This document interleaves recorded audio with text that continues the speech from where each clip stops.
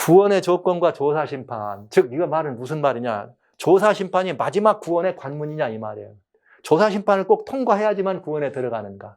조사심판과 교회 안의 구원론 한번 볼게요. 자, 조사심판은 예수님이 승천해서 하늘의 첫째 칸 들어가서 중보자로 계시다가 1844년 지성소로 들어가서 조사심판을 한다. 조사심판을 마치면 재림이다. 예를 들면 그것이 하나 있어요. 또 하나는 아니다. 예수님이 승천해서 보좌인 지성소로 직접 들어가셔서 지금까지 대제사장으로 중보를 한다. 그러니까 중보하는 일을 마치면 재림한다. 여러분 뭘 갔을 거예요. 조사심판을 해야 재림이다. 그러나 성경이 말하고 있는 또 다른 이야기는 승천해서 지성소로 바로 들어가셔서 하나님 보좌에 앉아 계시다. 거기서 계속 중보하신다는 거예요. 그러다 중보가 언제 찾는 사람이 없으면 어떻게 된다? 마친다. 그러면 예수님 오신다. 자, 이게 교회는 이 조사심판이 열려 있고 성경은 이렇게 말하지 않고 있다. 그러니까 조사심판의 구원의 이 관문인가 하는 문제를 여러분 한번 보실 필요가 있다는 거죠. 조사심판은 예수의 증거와 관련된 구원의 근본이냐 아니면 신앙을 잘하려는 애씀이냐 이런 문제들, 이 십자가에서 다 구원이 이루어졌는가 하는 이런 문제들입니다. 여러분, 성경 복음에는 우리의 구원과 이 모든 것들은 다 믿음이 근거입니다. 의인은 믿음으로 말미암아 살리라. 어느 정도냐면 로마서 4장 5절에는 이를 아니할지라도 경건치 아니한 자를 의롭다는 자를 믿는 이를 하나님은 이렇게 의롭다. 이만큼 완벽하게 심판이 아니라 하나님을 믿음으로 구원에 들어간다고 하는 이런 부분들이 이렇게 이 성경에 나와 있는 구원관이죠. 그러나 조사심판의 구원은 아니죠. 죄인의 구원은 십자가에서 다 이루어진 것이 아니에요. 재림 전에 조사심판을 통해서 완성됩니다. 왜냐하면 조사심판은 하늘에 들어가는 자격을 뭐하기 때문에 심사하는 것이.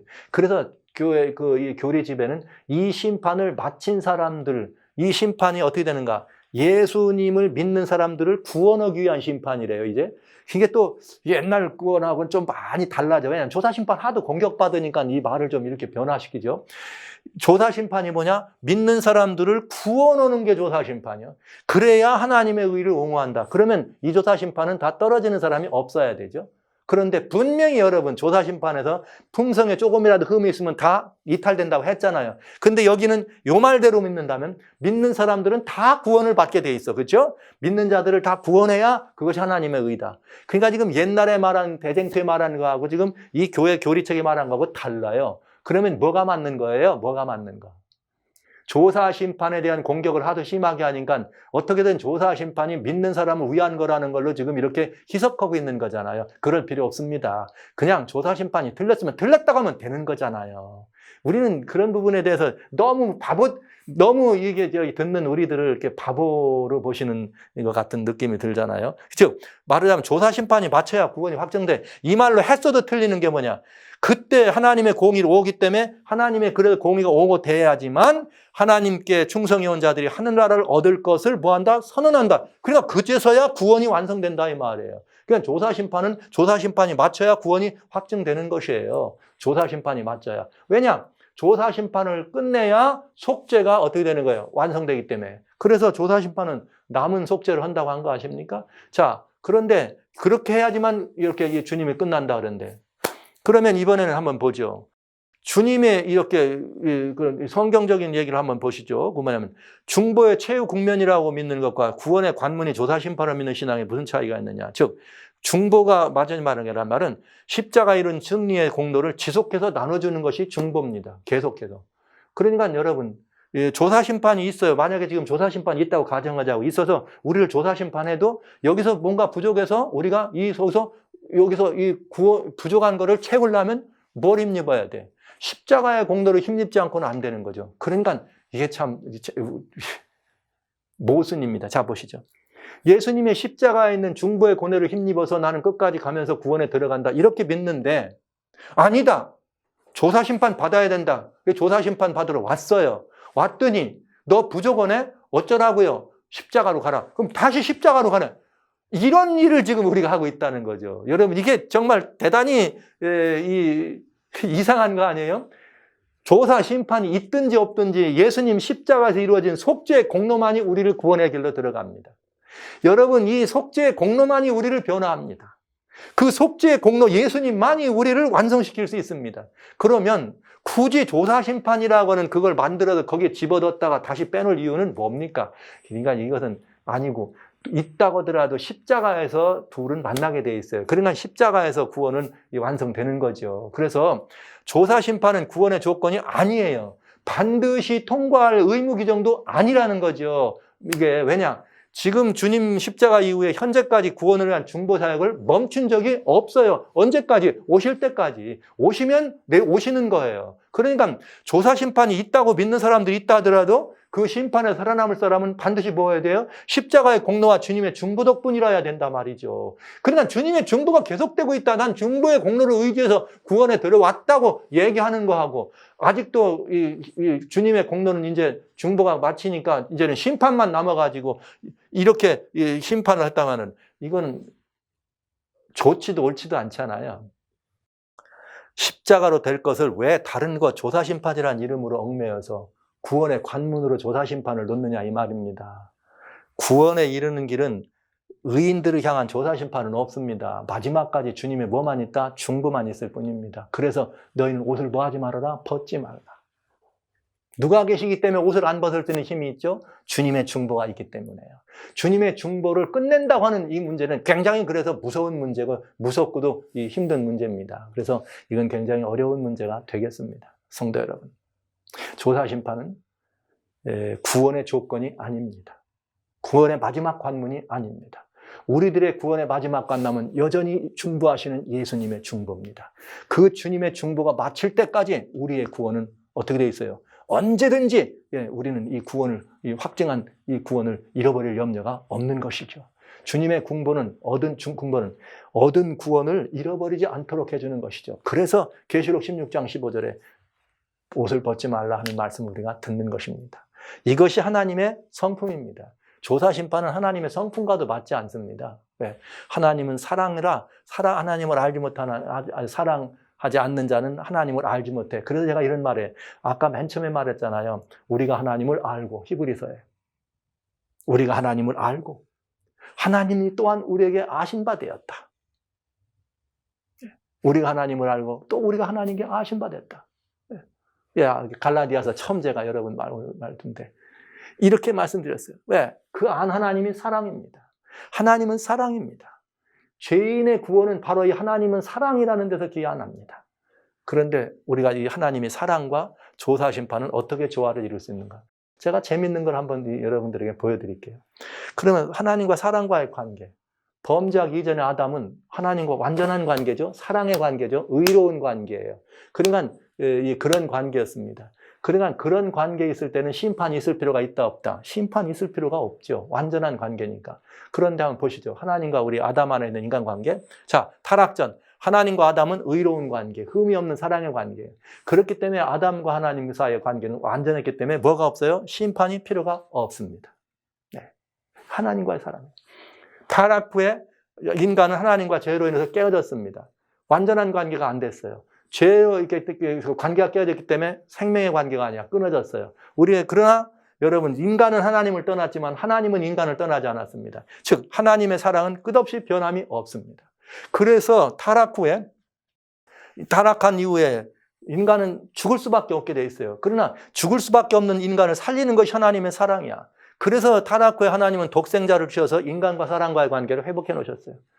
골로새 1장에 주님 20절에 십자가로 그의 피로 하늘에 있는 것이나 땅에 있는 것이나 다 하나님과 화목되게 하신 하나님의 뜻이 이루어진 것입니다. 그래서 인류는 예수님의 속죄로 율법의 정죄, 즉 사망이라고 하는 정죄로 해방됐습니다. 그럼 십자가 이후에 아담이야 모든 인류는 하나님과 의로운 관계에 놓였어요. 그런데 이제 이것이 역사적인 구원이라면 이 의로운 관계에 놓였다는 것을 내가 개인적으로 영접하면 그것이 누구 것이 돼요? 내 것이 돼. 그래서 십자가 이후 인류는 타락전 아담과 하나님과의 같이 온전한 관계. 만약에 우리가 예수님 안에서 이루어지는 거예요. 이것은 무조건 예수님 안에서. 십자가 이후 모든 인류는 예수님 안에서 하나님의 자녀로 거듭나. 예수님 안에서 하나님과의 온전한 관계가 이루어져요. 왜? 예수님이 속죄했기 때문에. 그러면 여러분, 예수님과 완전한 관계에 있다면 하나님은 여전히 우리가 사랑이죠. 그러면 여러분, 하나님과 온전한 관계에 있다면 타락하기 이전에 누구와 같은 관계? 아담과 같은 관계. 거기에는 심판이 없습니다. 그렇기 때문에 우리는 요한복음 5장 24절에 내가 진실로 진실로 너에게 이르노니 누구든지 내 말을 듣고 나 보내신 이를 믿는 자는 사망에서 영생을 얻었고 심판에 이르지 아니하고 사망에서 생명으로 옮겼다. 이런 표현을 들을 수 있는 거죠. 네, 여러분 이거요 대단히 중요한 말이에요. 그래서 주님은 뭐라 했나? 너는 내게로 돌아오라. 내가 너를 구속하였느니라. 이 십자가에서 예수님이 이루신 일을 오늘 여전히 우리에게 하시는 말씀이에요. 그런데 그래서 우리가 예수 안에 있으면 결코 정죄함이 없어요. 누구 안에서? 예수님 안에서. 그러니까 예수님 안에서는 정죄함이 없으니까 정죄를 안 했으니까 정죄를 받아야 벌을 받을 거 아니에요. 정죄가 없는데 무슨 벌을 받아요? 정죄가 없는데 무슨 심판이 있습니까? 예수님 안에서 정죄가 없는데 무슨 심판이 있어요? 여러분 엘렌 화이트 선지자 이렇게 말했습니다. 생애의 빌, 정로의 계단이죠. 73페이지. 우리가 그렇게 하나님께로 돌아오면 한 번도 죄를 범하지 않은 것처럼 우리를 받아주신다. 아멘. 할렐루야. 한 번도. 이 말은 아담과 하나님의 오리지널 관계와 똑같은 관계가 된다는 것이죠. 그 말은 달리 말하면 무슨 관계인가? 그 말은 정죄하지 않는다는 뜻이에요. 그 말은 심판이 없다는 뜻이에요. 성도 여러분. 제가 제 얘기를 드리지 않고 증언과 성경에 있는 이 모든 말씀만 가지고 여러분들에게 변증하라는 이유는 바로 이것입니다. 성경 밖에는 우리가 안심하고 따를 만한 지도자가 없습니다. 성경 밖에는 우리의 길을 밝혀줄 수 있는 등불이나 빛이 없기 때문입니다. 예수님 안에서 어떻게 되느냐? 완전한 회복의 관계에 우리는 들어온 것입니다. 범죄 이전의 아담과 같은 관계가 다시 회복된 것입니다. 거기에 남은 무엇가 없어요? 심판이 있을 수가 없습니다. 왜냐하면 한 번도 죄를 범하지 않은 것처럼 우리를 받아주시니까요. 예수님 안에서 우리는 하나님과 화목된 관계입니다. 이것이 이 하나님의 이 모든 것을 이뤄가는 것이죠. 그래서 이것은 하나님의 성품이에요. 그러니까 여러분 주님의 중보인가 심판인가 이렇게 말할 때 우리는 또 이걸 볼 수 있어요. 구원과 심판이 뭐냐? 구원이 뭘까요? 심판을 피해서 죄의 삭신 사망이에요. 그 사망에서 피해서 영생을 얻는 게 구원이잖아요. 그러니까 사망이라고 하는 심판을 그 정죄되면서 다른 말로 심판에서 피하게 되는 게 구원이에요. 그래서 세 천사 기별의 첫째 가는 기별이 뭡니까? 영원한 복음, 하나님을 영광 돌리고 하나님을 이렇게 영광 돌리라. 왜냐? 심판할 시간이 이르렀다. 하늘과 땅과 물들의 근을 만드니 경배하라 하더라. 이 말은 심판을 피해 나오라 이 말이잖아요. 그럼 심판을 피해서 우리가 나왔으면은 심판을 피해 나와야 돼. 그것이 구원이에요. 구원이란 뭐냐? 심판을 피해 나오는 것. 그래서 우리가 심판을 피해 나왔어요. 나왔는데 그래갖고 심판 피해 나오라 그랬더니 피해 나온 사람을 또 심판한다면 말이 아니잖아요. 하나님은 회전하는 그림자도 없으신 분인데 여러분 하나님이 말이죠. 너 내 아들 예수 믿어라. 내가 아들 죽였다. 내 믿어라. 그럼 너는 이제 나하고 다 깨끗하다. 너 죄 없어. 넌 사망에서 다 생명 옮겼어. 그렇게 해서 우리를 불러내시고 또 아드님 예수님은 또 우리를 또 여전히 보좌에서 계속적으로 우리를 위해서 중보하시고 보혈의 공로를 입혀주시고 이렇게 하면서 우리를 계속 다 세워줘요. 그러더니 하나님 마음이 변했어. 그런데 하늘나라에 들어야 되는데 어디 보자. 잘 믿은 남 믿은 오라고 할 때는 그냥 와서 잔이자리에 들어오라고 해서 그냥 왔더니 그냥 아들 오셔서 옷을 주셔가지고 입고 들어왔더니 보자 옷은 입었지만 그 옷 입었는데 네 속마음이 진짜인가 아닌가 보자. 그래갖고 내쫓는 게 혼인잔치. 너 그런 생각으로 우리가 하나님을 믿는 것은 인본주의적이고 이 도덕적 하나님에 관한 이야기입니다. 잘잘못에 따라서 무엇인가 우리의 그 상급과 이런 것들이 거기에 주어지는 것이 아니에요. 주권 하나님의 얘기는 무슨 하나님이냐? 그리스도이신 예수님 안에 있느냐 없느냐? 안에 있기만 하다면 우리의 모든 것에 어떠함에도 불구하고 우리는 완전히 하나님 앞에 흠도 없고 점도 없고 온전한 사람으로 보아주시는 것이 주권적인 은혜요. 하나님의 주권적 사랑입니다. 우리는 이것을 잊어버리면 안 되죠. 자, 이렇게 보죠. 아들 예수 믿으면 의롭다, 죄 없다, 심판 벗어나신 그 하나님이, 아들 믿으면 심판에 벗어났다 했던 그 하나님, 왜 다시 그들을 죄인으로 세워놓고 조사하고 심판하려고 하느냐. 이거는 하나님을 절대 주권자가 아니라 도덕 하나님으로 만드는 은밀한 명제에서 진행된 것이, 이거는 하나님이 구원이 주권적이 아니고 조건적이라는 것을 전제로 한 것입니다. 이건 어디서부터 시작하는 거냐? 사단이 하늘에서부터 한 것입니다. 조건적 하나님, 주권적 사랑의 하나님이 아니라 조건적 하나님. No. 하나님의 사랑은 절대 주권적입니다. 우리가 어떤 흠이 없고 이래서가 아니에요. 아들을 죽이셨기 때문에 그걸로 받아주시는 것이지. 이게 주권 하나님입니다. 그래서 이런 하나님의 이 주권적 사랑에 대한, 주권적 공의에 대한 오해요. 그리고 오해가 아니라 음해입니다. 이건 하나님의 성품에 대한 사단의 반역입니다. 그래서 하나님의 성품에 대한 음해와 반역이다. 왜냐? 지금으로 하면 천주교죠. 이전 교회는 개신교까지 영원지옥, 예수천당, 이거 말잖아요. 영원지옥을 만들어가지고 막 이렇게 이 사람들을 이렇게 협박했잖아요. 믿게 들으라고. 예수천당 불신지옥? 그게 우리는 안 받아들이죠. 왜? 하나님을 그런 무서운 하나님으로 만들고, 이 사랑과 공의가 아니라 하나님을 두려운, 막 그냥 이 심판 하나님으로만 보여가지고, 하나님을 믿게 공포감으로 하나님을 끌어가는 거 옳은 일이 아니야. 옳은 일이 아니야. 그건 하나님 뜻이 아니에요. 사랑에 위배되는 거죠. 그래서 우리는 그걸 거절했거든요. 그랬더니 오늘 우리는 뭐라는 거예요? 조사심판을 만들어 놨어요. 믿었어? 잘 믿었어? 그런데 너 이렇게 믿어갖고는 안 되지. 너 이렇게 믿어갖고는 무슨 소리야? 그런 사람은 심판도 또 받아요. 이렇게. 재앙 속에서도 받고 나중에도 또 받고. 이렇게 하는 것은 마치 우리 이 교회가 조사심판을 가지고 신자들을 다시 한번 걸른다고 얘기하는 것은 개신교회나 구교가 만들었던 예수천당 불신지옥과 똑같은 얘기입니다. 그러니까 우리는 잘 믿어야 천당 가는 거고 이대로 믿으면 안 된다는 얘기잖아요. 이거는 아니다. 이건 하나님의 이런 얘기하고는 전혀 다른 얘기가 되겠습니다.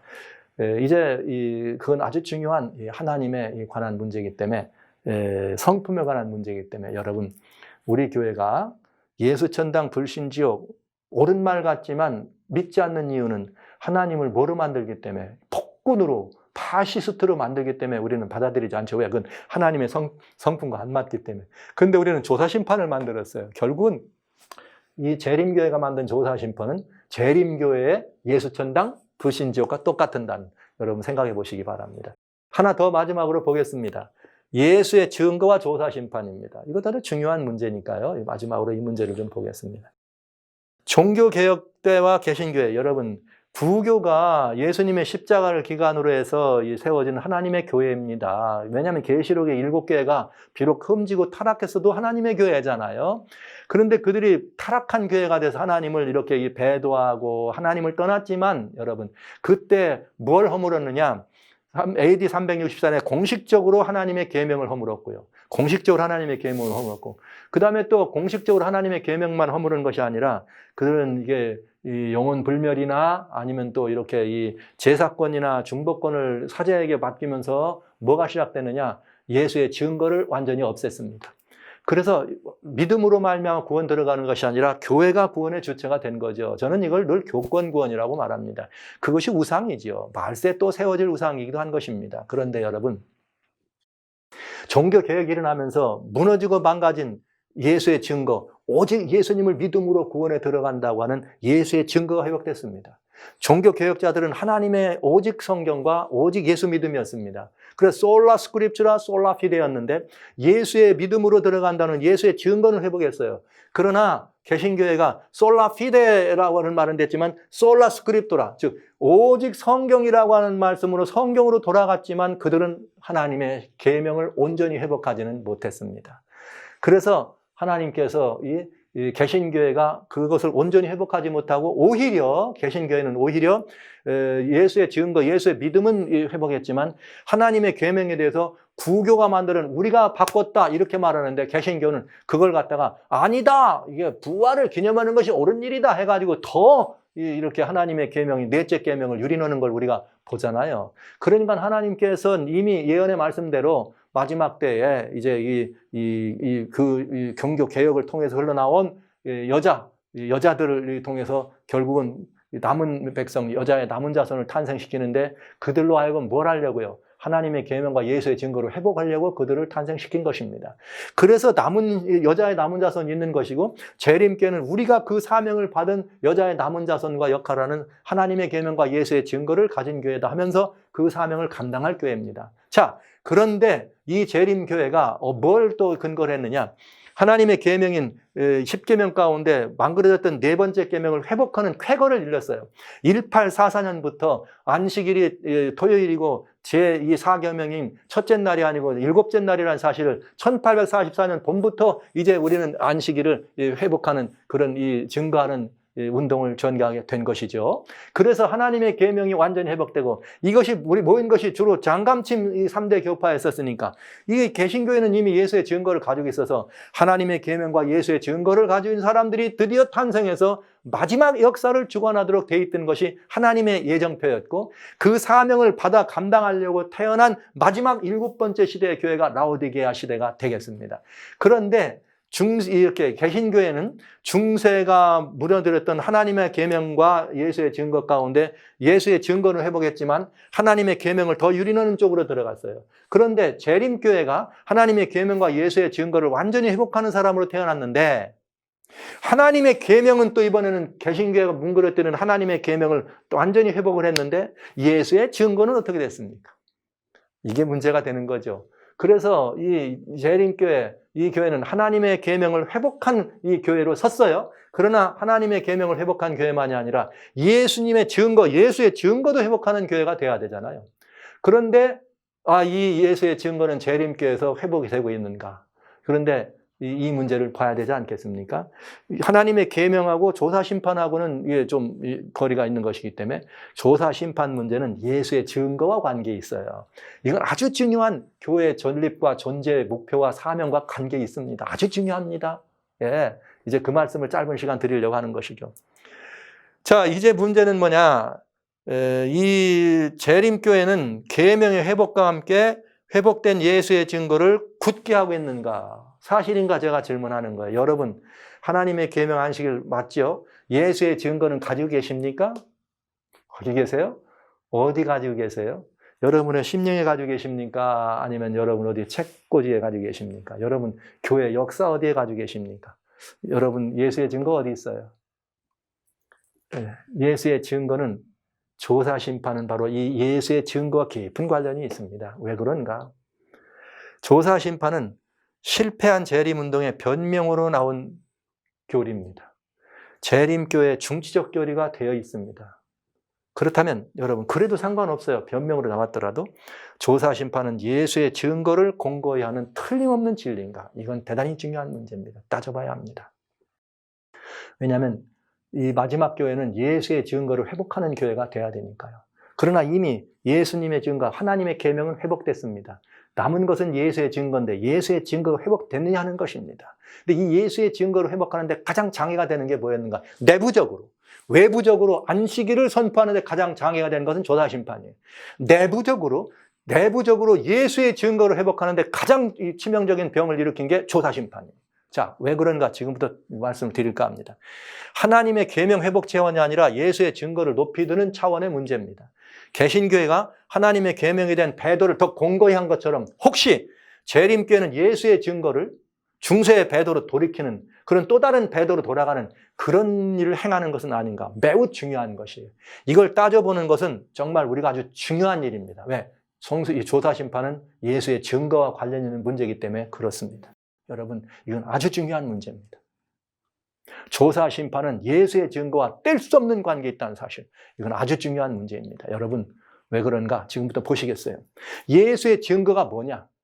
여러분, 솔직하게 말씀드리면 우리는 예수의 증거, 그럼 엘렌 화이트와 그의 저사들. 그렇죠. 그래서 우리는 예수의 증거를 내가 어떻게 합니까? 내 심령에 모시고 나의 삶을 통해 나타나는 것이 아니라 책꽂이에 꽂아놓고 있어요. 언젠가 제가 그 말씀 드렸어요.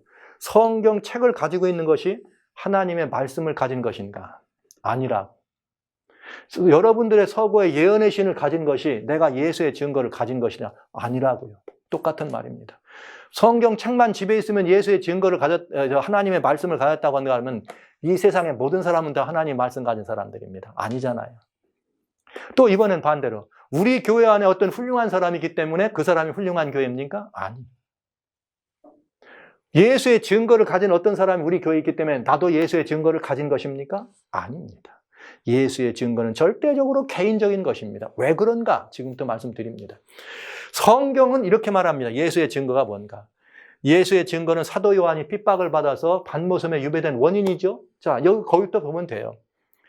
계시록 1장 9절 나 요한은 너희의 형제다. 그런데 예수의 환난과 나라와 참음에 동참하는 자인데 하나님의 말씀과 계명이라고 해도 좋고요. 예수의 증거를 인하여 반모란 섬에 있었다. 네, 요한이 예수의 증거를 가졌어요. 그런데 여기 뭐라고 했는가? 나 요한은 너희의 형제다. 그런데 무엇 때문에? 예수의 증거 때문에 가졌다. 그 예수의 도대체 무슨 증거를 가지고 있을까? 요한이 가진 예수의 증거는 도대체 무엇일까? 도대체 증거를 요한이 가졌단 말은 이 증거를 가졌단 말은 요한이 증인이란 말이잖아요. 그러니까 증인을 없애는데 요한이 이렇게 귀한 간 거잖아요. 증인을 없애려고 했기 때문에. 그러면 이제 우리가 요한이 이 증거란 증인이 가진 것이 증거이기 때문에 증인에 대한 걸 살펴보면 알아요. 그러면 증거가 뭔지를 알 수 있죠. 그럼 예수의 증인이란 뭐냐 이거예요. 예수의 증거란 예수의 증인이 가진 것이 예수의 증거라 이 말이에요. 예수의 증거란 예수님의 증인이 가진 것이 예수의 증거다. 누가복음 24장 44절 48절에 이렇게 돼 있네. 이게 예수님 부활하신 다음에 엠마오로 가는 두 제자를 만난 다음에 그 두 제자에게 풀어서 말씀하시면 다시 돌아가 제자들과 함께 만난대. 어디로 돌아갔을 것 같아요? 이 제자들이 어디에 모여있을 것 같아요? 어디에 숨었을 것 같아요? 틀림없이 이 집은 마가의 다락방, 마가 집이죠. 틀림없습니다. 마가의 집일 겁니다. 내가 너희와 함께 있을 때에 너희에게 말한 바 곧 모세 율법과 선지자의 글과 시편에 나를 가리켜 기록된 것이 다 이루어져야 된다. 즉 선지자들이나 이 선지자들에게 한 말이 다 예수님을 향해 가리킨 것, 예수를 향해 가리킨 것이 이루어야 된다. 근데 그 내용이 뭐냐? 그 가리킨 내용이 그 가리킨 내용이 뭐냐? 이같이 그리스도가 고난을 받고 제3일에 죽은 자 가운데 살아날 것과 고난이에요. 첫째, 십자가의 죽음을 말했어요. 그 다음에 제3일에 죽은 자 가운데 사는 부활입니다. 그런 이후에 그의 이름으로 죄사함을 얻게 하는 회개가 예루살렘부터 시작하여 모든 족속에 전파될 것이라 기록됐다. 어디에? 율법과 선지자들과 시편에. 예수님의 십자가와 부활과 그때로 부활의 공로가 이제 펼쳐져서 모두를 죄를 끄는 중보죠. 그러니까 이것이 이루어져야 된다고 했다. 그런데 죽고 부활하고 또 그래서 집도 나가야 될 이 모든 것들에 너희는 증인이라. 그러니까 예수님의 제자들이 뭘 봤어요? 예수님의 고난을 봤어요. 십자가를. 예수님의 부활을 이렇게 보았잖아요. 사실은 거기 목격하고 있었는데 바보같이 도망쳐서 그랬죠. 어쨌든 부활한 예수님을 보신 거예요. 이제부터는 이 예수가 그 보혈의 공로로 우리를 다 모든 죄에서 살렸다는 사실을 어떻게 해야 돼? 증거해야 되잖아요. 그 일을 할 수 있는 증인이라. 이게 예수의 증인이에요. 예수님의 증인. 그런데 여기 세 가지 중요한 원리가 있어요. 1번, 그건 뭐냐? 예수님에 대한 성경의 모든 예언이에요. 예수의 증거 속에.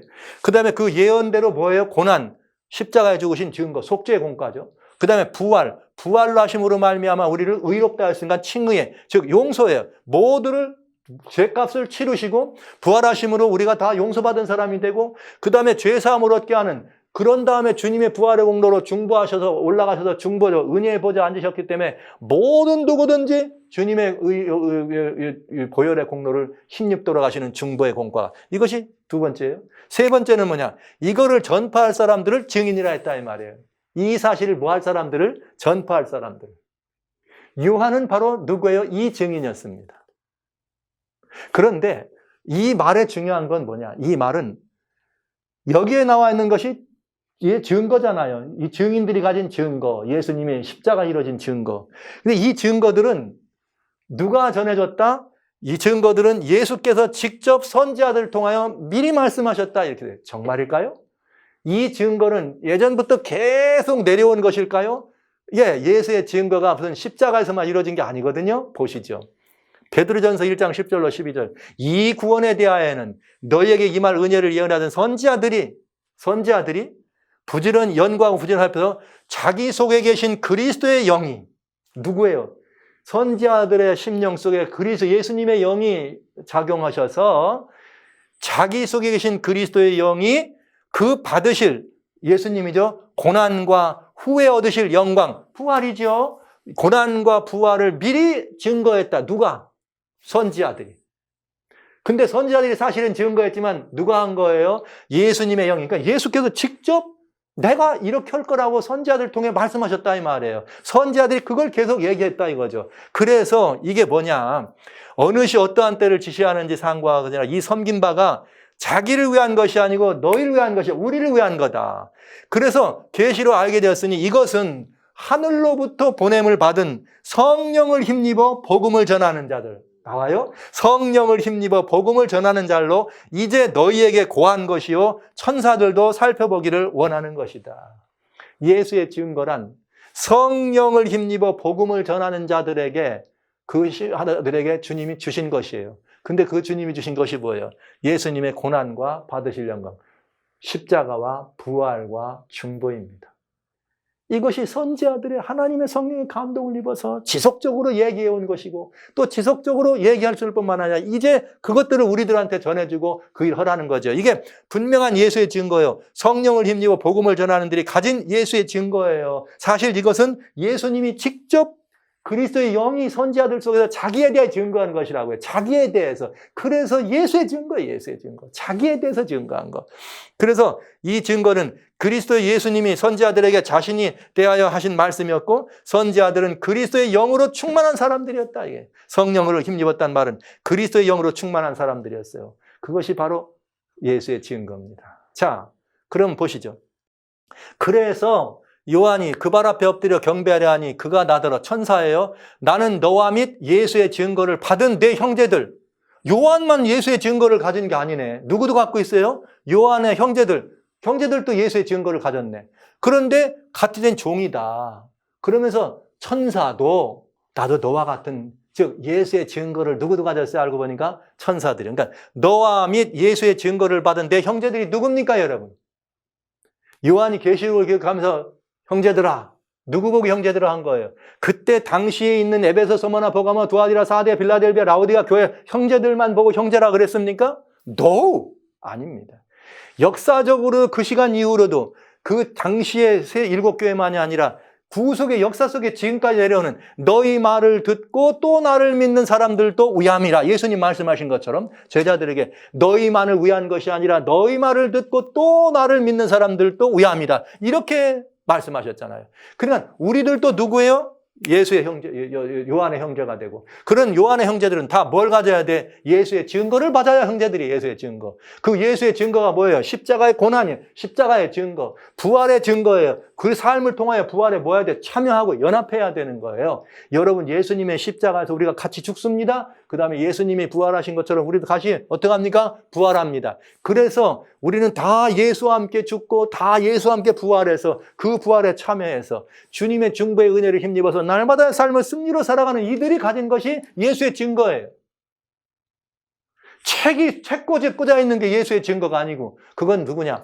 예수님의 증거를 가진 엘렌 화이트이 그 증거 가진 헬렌 화이트이 증언한 내용들입니다.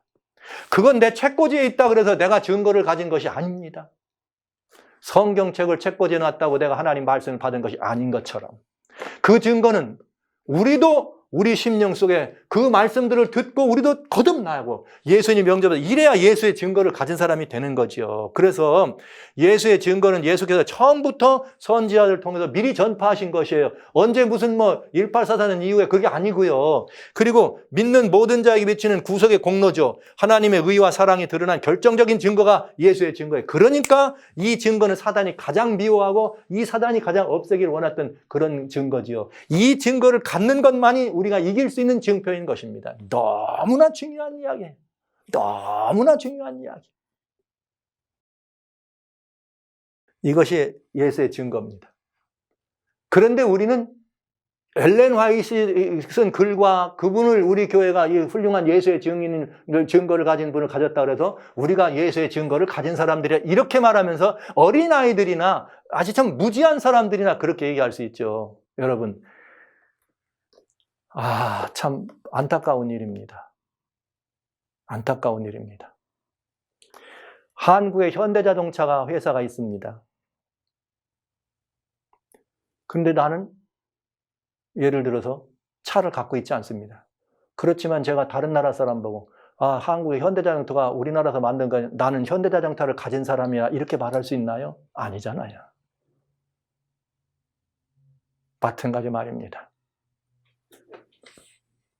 우리는 이 문제에 대해서 자유롭지도 않고 지금까지 굉장히 이 개념에 대해 솔직하게 침례 증서에도 그것이 예수의 예언의 신이요 예수의 증거요 그걸 믿지 않으면 안 되는 걸로 가르쳤고 배워. 그거는 아닙니다. 성경은 너무나 분명하게 예수의 증거가 포함되어 있습니다. 그래서 1844년 이후에라야 예수의 증거를 가진 사람이 태어난다면 요한이 어떻게 예수의 증거를 가지고 요한과 같은 형제된 종들이 어떻게 예수의 증거를 갖겠습니까? 그런데 그 예수의 증거는 옛날부터 벌써 선지자들을 통해서 그리스도의 영이 그리스도께서 자기가 당할 일을 미리 말씀해 준 것이 자기의 증거라. 어디서 뚝 떨어진 사람들처럼 우리에게 독특한 사람을 만들기 위해서 이렇게 하는 것은 의로운 일로 옳은 일, 좋은 일이 아니옵시다. 그러면 잘 보세요. 왜 사단이 그렇게 핍박할 수밖에 없었는가? 이유가 그거 아닙니까? 예수의 증거를 없애뜨리려고 한 거.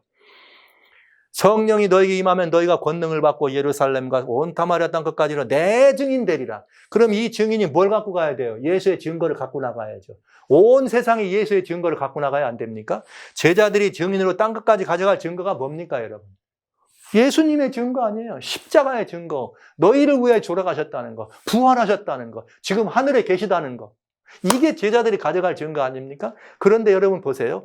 아까 누가복음에 그 제자들이 모였던 곳이 어디라고요? 마가의 다락방일 겁니다. 틀림없이. 왜? 왜냐하면 이 오순절일 때도 마가였고 거기에 있었으니까요. 마태복음 24장 14절에 이거 예수님의 직접 제자입니다. 천국 복음이 모든 민족에게 증거되기 위하여 온 세상에 전파되는 그제야 끝이. 천국 복음을 전파해야 된다. 온 땅 끝까지. 그런데 사도행전 1장 8절에 땅 끝까지 전파되는데 뭘 가져야 돼요? 누구로 나가라고요? 증인으로 나가라. 그러니까 뭘 가지고 나가라? 증거를 가지고 나가라. 근데 마태는 뭐라고 그래요? 이 천국 복음. 중요한 말이 있어요. 마태복음 24장에 예수님이 이것이 복음이다. 이런 말 한 적이 한 번도 없어요. 그냥 언제 오실 거냐 했더니 이게 재림의 징조를 말씀하시죠. 그런데 그 징조 속에 결정적인 징조로 뭐라 하겠는가?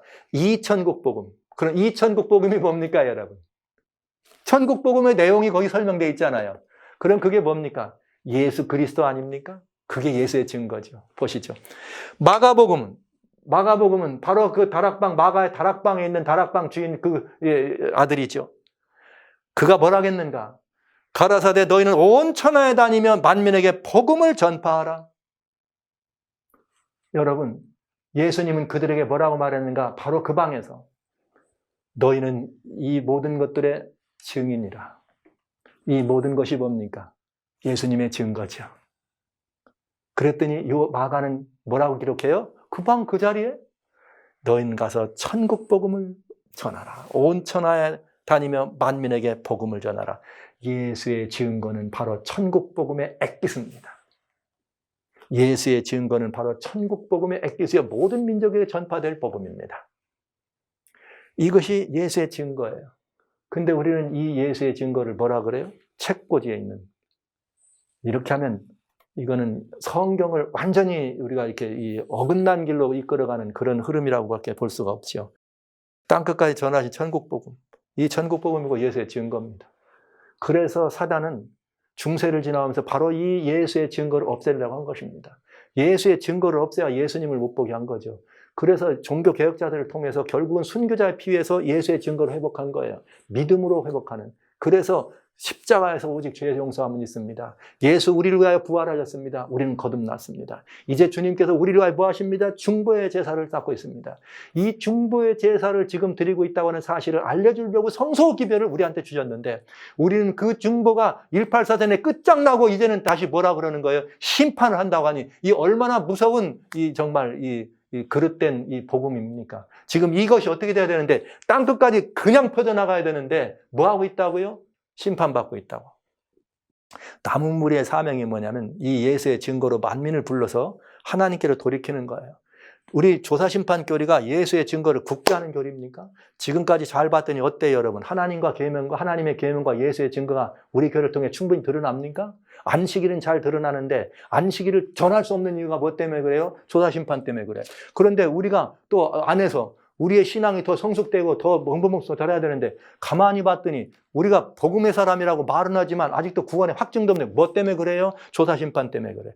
여러분, 이렇다면 조사심판이 전해야 될 복음입니까? 지금 어떻게 해야 될 복음입니까? 예수의 증거가 예수는 십자가에서 이루어진 증거가, 조사심판은 뭐라 그래요? 제가 이 오할렐 크루제 글을 읽으면서 깜짝 읽은 게 있어요. 십자가에서 어톤먼트, 구속은 일어나지 않았다. 제가 그 말을 듣고 정말 이거를 우리가 더 읽어야 되나 이런 생각을 가면서 그쳐 읽었어요. 왜? 여러분과 같이 이 말씀에 이 부족함이 있다는 걸 밝혀드리기 위해서 할 수 없이 읽었어요. 그게 왜 읽었다고요? 십자가에서 구속은 전혀 일어나지 않았다고까지 말하는데 그게 복음 아니잖아요. 그거를 제가 말이죠, 보면서 여러분, 그런 책에서 나온 것이 성소교리라면 여러분 무슨 생각입니까? 그건 배도예요, 배도. 이건 회개의 제목입니다, 여러분.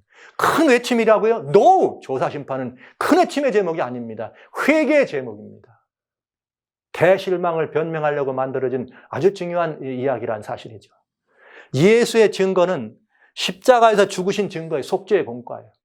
부활의 증거입니다. 그래서 칭의의 공과가 우리에 덮여준 것입니다. 우리를 의롭다 하시고 부활하시고, 그 다음에 그 죄사함을 얻게 하는 중보의 공과에 여전히 믿음으로 승리하게 하시는, 그래서 우리의 하나님 천국까지 행진하는 일에 언제든지 힘이 돼주는 이것이 예수의 증거. 이것이 천국 복음이고 땅끝까지 전해야 될 복음입니다. 그런데 1844년에 생겨난 하나님의 남은 백성들이 이 복음을 가렸어요. 뭘로요? 조사심판으로. 구속은 십자가에서 이루어진 것이 않았다. 그리고 뭐라고 했는가? 1844년 시작된 조사심판에서 안 됐기 때문에 그 남은 구속을 이뤄야지만 어떻게 된다? 구원이 확정된다. 이게 우리들 가르침 아닙니까? 그러니까 그 다음에 구원이 선언된다 그랬으니까, 이 구원이 선언된다는 말이 확정된다는 말 아니에요. 그러니까 아직도 구원이 확증이 없다는 거죠. 그러니 어떻게 우리가 나가서 이 일을 전해? 사도 바울처럼 어떻게 그렇게 살 수가 있습니까? 베드로처럼 어떻게 십자가에 거꾸로 달리는 형을 얘기할 수 있겠습니까? 구원도 못 얻은 사람이, 지금 살지 못 살지도 모르는 사람이, 조사심판은 어마어마한 예수님의 증거를 우리의 목전에서 희석시키고, 전혀 없는 건 아니죠. 예수님의 은혜가 있는 것 같지만 no! 십자가에서 이루어지지 않았다면 그건 거짓말입니다. 저는 단호하게 여러분에게 말씀드릴 수 있습니다. 여러분, 예수의 증거하고 조사심판은 예수의 증거를 완전히 희석시켰어요. 영원한 복음이 될 땅끝까지 전파하고 제자들로 하여금 땅끝까지 전해야 될 하나님의 계명과 예수의 증거가, 천국 복음이, 바로 이 교회가 조사심판이라고 하는 가르침들을 중추교리로 만들면서 하나님의 놀라운 구속의 역사가 지금 잠재되어 있다는 사실에 대해 우리는 회개해야 합니다. 이건 피할 수 없는 우리의 회개의 제목이 되겠습니다. 성도 여러분, 조사심판은 예수의 증거를 희석하고 있습니다.